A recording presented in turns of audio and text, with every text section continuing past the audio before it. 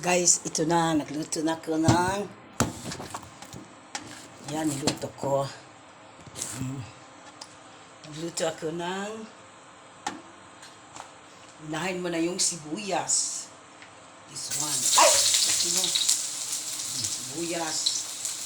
Unahin mo na guys ang sibuyas. Pagkatapos, may pula-pula na bawang. Yan, lahat na. Yan guys. Dito ako ng gulay. Yan guys, so nagluto ako ng gulay Yan. Nagluto ako ng gulay. Yan. Yan ang luto ko. Yan.